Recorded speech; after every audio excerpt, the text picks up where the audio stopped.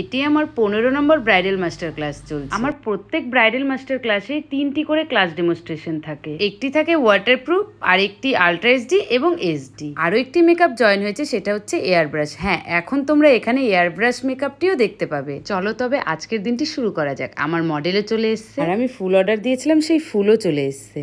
তোমরা দেখে বুঝেই গেছো আমার মডেলের আজ একটু প্রবলেমেটিক স্কিন। ভালো জিনিসকে তো ভালো করাই যায়। কোনো প্রবলেমেটিক স্কিনে কাজ করে কি করে সেই মেকআপটিকে আমরা ফুটিয়ে তুলবো সেটাও স্টুডেন্টদের সামনে দেখানো হয়ে যাবে। আর হ্যাঁ, ওর নাম প্রিয়াঙ্কা, ও কিন্তু কোনো প্রফেশনাল মডেল না। প্রিয়াঙ্কাকে আমি খুব রিকোয়েস্ট করেই এনেছি। প্রিয়াঙ্কা আগেই আমাকে বলে দিয়েছে, দিদি আমি ফটোশুটের ব্যাপারে কিন্তু একদমই নতুন। আমি ওকে ভরসা দিয়েছিলাম, তুমি আসো, সাজো, বাকিটা পরে দেখা যাবে সাজানোর পরে কেমন কি হয়। সঙ্গে থাকো, ফুল লুকটি আমাদের কেমন হয় এবং ফটো কেমন আসে সেটা দেখা যায়। আজকে আমরা আই মেকআপটি উপরে একদমই নিউড রাখবো আর নিচটা ডার্ক করবো। প্রথমে এরকম কিছু মাথায় ছিল না, যেহেতু ওর আয়ের পোর্শনে ওপরে আমার মনে হয়েছে অনেক কিছু করলে হয়তো ভালো লাগবে না, তার জন্য আমি নিচটা ডার্ক করেছি আর ওপরটা শুধু ল্যাশ লাইনটা করেছি আর পুরোটা হালকায় ছেড়ে দিয়েছি। ফেস আমাদের কমপ্লিট, এবার জুয়েলারির পালা। এই ড্রেসটি আমি নিয়েছিলাম সৌরভ গোপের থেকে। ও আমাকে 2 রকমের জুয়েলারি দিয়েছে, এটা হোয়াইটের ভেতরে আর একটি দিয়েছে পুরো গোল্ডেনের ভেতরে। আজকে যেহেতু আমি ভেবেছি ফুল লুকটি আমি হোয়াইটের ভেতরে রাখবো, তার জন্য আমি হোয়াইটটি চুজ করেছি।